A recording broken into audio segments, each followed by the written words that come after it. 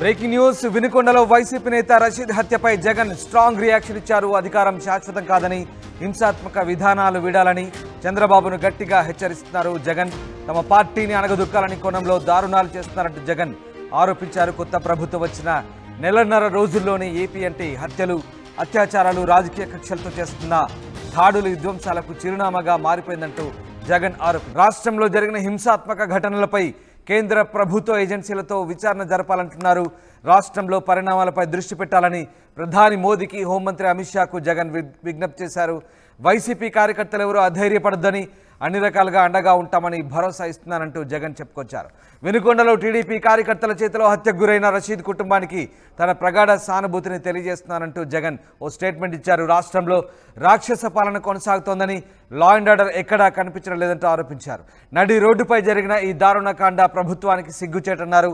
ముఖ్యమంత్రి సహా బాధ్యతతో వ్యవహరించాల్సిన వ్యక్తులు రాజకీయ దురుద్దేశాలతో వెనకుండి ఇలాంటి దారుణాలకు ప్రోత్సహిస్తున్నారంటూ ఆరోపించారు. ఎవరి స్థాయిలో వాళ్ళు రెడ్ బుక్ రాజ్యాంగాన్ని అమలు చేస్తున్నారంటూ మండిపడ్డారు. పోలీసు సహా యంత్రాంగాలన్నింటినీ నిర్వీర్యం చేస్తున్నారంటూ, దీంతో నేరగాళ్లు, హంతకులు చెలరేగిపోతున్నారంటూ జగన్ టీడీపీ నేతలపై, అధికార పార్టీపై తీవ్ర స్థాయిలో రెచ్చిపోయారు. మొత్తం మీద పల్నాడు హత్యకు సంబంధించి జగన్ స్ట్రాంగ్ రియాక్షన్ ఇచ్చారు. ఒక రకంగా చంద్రబాబుకు వార్నింగ్ ఇచ్చారు. అధికారం ఉంది కదా అంటూ రెచ్చిపోవడం సరికాదంటున్నారు. ఎప్పుడు పరిస్థితులు ఒకేలా ఉండవంటూ జగన్ పరోక్షంగా హెచ్చరికలు జారీ చేస్తున్నారు.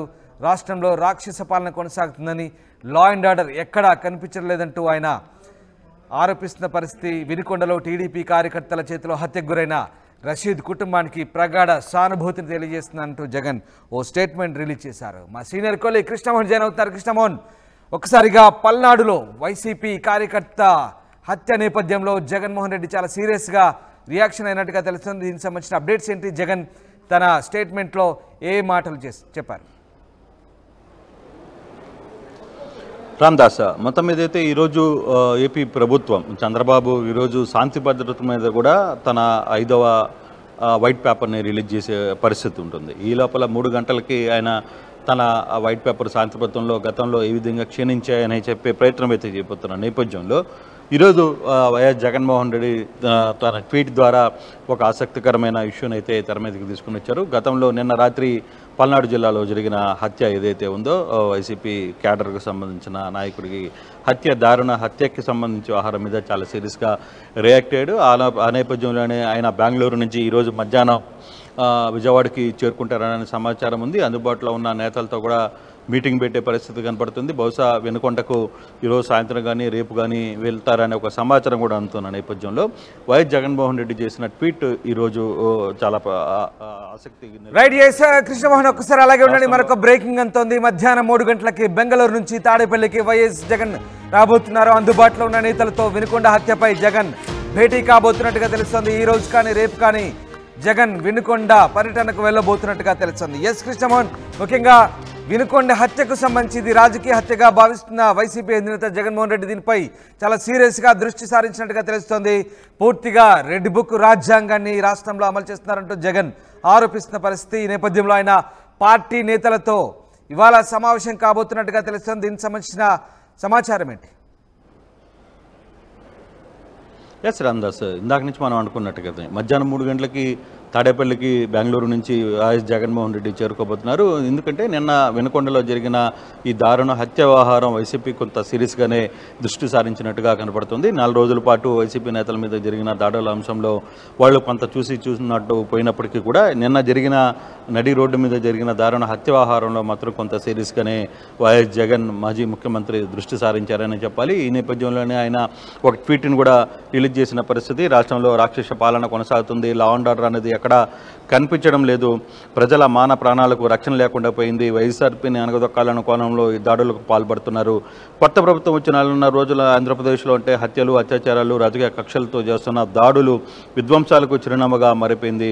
నిన్నటి వినుకొండ హత్య ఘటన దీనికి పరాకాష్ట. నడి రోడ్డు మీద జరిగిన ఈ దారుణకాండకు ప్రభుత్వానికి సిగ్గుచెట్టు. ముఖ్యమంత్రి సహా బాధ్యత వహించాల్సిన వ్యక్తులు రాజకీయ దురుద్దేశాలతో వెనుకుండి ఇలాంటి దారుణాలకు ప్రోత్సహిస్తున్నారు. ఎవరు స్థాయిలో వాళ్ళు రెడ్ బుక్ రాజ్యాంగాన్ని అమలు చేస్తూ పోలీస్ సలహా యంత్రాంగాన్ని నిర్వీర్యం చేశారు. దీంతో నేరగాళ్లు హంతకులు చెలరేకపోతున్నారు. అధికారం శాశ్వతం కాదని హింసాత్మక విధానాలు వీడాలని చంద్రబాబు గట్టిగా హెచ్చరిస్తున్నాను అని ఆయన తన ట్వీట్లో పేర్కొన్నారు. రాష్ట్రంలో కొత్త ప్రభుత్వం ఏర్పాటు తర్వాత జరిగిన హింసాత్మక ఘటనలపై కేంద్ర ప్రభుత్వం ఏజెన్సీలతో ప్రత్యేక విచారణ జరగాల్సిన అవసరం ఉందన్నారు. రాష్ట్రంలో జరిగిన శాంతి భద్రతల పరిస్థితులపై దృష్టి పెట్టాలని ప్రధానమంత్రి మోడీకి, హోంశాఖ మంత్రి అమిత్ షాకు విజ్ఞప్తి చేస్తున్నాను.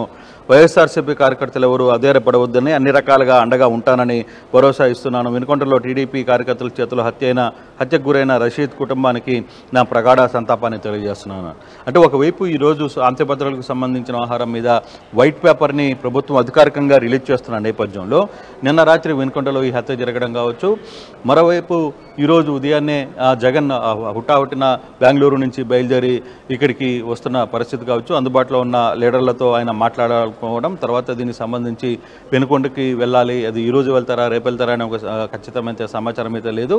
బహుశా ఈరోజు వాళ్ళతో మాట్లాడిన తర్వాత నిర్ణయాన్ని తీసుకునే పరిస్థితి అయితే కనపడుతుంది. మరోవైపు చూసుకుంటే రాష్ట్రానికి సంబంధించిన దాంట్లో పూర్తిగా కూడా ప్రధానమంత్రికి లేఖ రాస్తాను, అమిత్ షాకి లేఖ రాస్తానని చెప్పి జగన్మోహన్ రెడ్డి వ్యాఖ్యానించాడు. ఇవన్నింటిలో కూడా చూసుకుంటే ఇప్పుడు వరకు వైసీపీ నాయకుల మీద జరిగిన దాడుల వ్యవహారంలో ఈసారి వైఎస్ జగన్మోహన్ రెడ్డి కొంత సీరియస్గానే దాని మీద దృష్టి సారించారు. తను ఏ విధంగా కొన్ని ప్రయత్నాలు చేయాలనుకుంటున్నాడు, దీన్ని ఎక్కడ కట్టడి చేయాలనుకునే ప్రయత్నం చేయాలనుకుంటున్నారు, ఆ దిశగా ముందుకు వెళ్ళే ప్రయత్నంలో జగన్మోహన్ రెడ్డి ఉన్నట్టుగా మనకి అర్థమవుతుంది. కానీ ఓవరాల్గా శాంతి భద్రతలకు సంబంధించి ఒకవైపు వైట్ పేపర్ రిలీజ్ చేస్తున్న నేపథ్యంలోనే మరోవైపు వైసీపీ అధినేత జగన్ కూడా దీనికి సంబంధించి వ్యవహారంలో కొద్దిగా గట్టిగా మాట్లాడే ప్రయత్నానికి చేరుతున్నారు. ఇది ఏ విధంగా ముందుకు వెళ్తుంది? 3 గంటలకి ముఖ్యమంత్రి చంద్రబాబు గతంలో జరిగిన శాంతి భద్రతల వ్యవహారంలో కావచ్చు, అక్కడ జరిగిన దాడులు కావచ్చు, కేసులు కావచ్చు, వాళ్ళ మీద పెట్టిన అకారణంగా పెట్టిన కేసులు కావచ్చు, వీటన్నిటికి సంబంధించిన కేసులకు సంబంధించి వ్యవహారాలన్నీ కూడా ఆయన ప్రజల ముందుకు ఉంచే ప్రయత్నం చేస్తున్న నేపథ్యంలో జగన్మోహన్ రెడ్డిని ట్వీట్ని ముఖ్యమంత్రి ఏ విధంగా రియాక్ట్ అవుతారో అది కూడా వేచి చూడాల్సిన పరిస్థితి ఉంది. Ramdas. Right Krishnamohan, thanks for the update. ఇది మొత్తం మీద జగన్మోహన్ రెడ్డి ఇవాళ తిరిగి తాడేపల్లి చేరుకోబోతున్నారు. అందుబాటులో ఉన్న నేతలతో పల్నాడు హత్యకు సంబంధించి ఆయన పూర్తి స్థాయిలో పార్టీ నేతలతో చర్చించబోతున్నారు.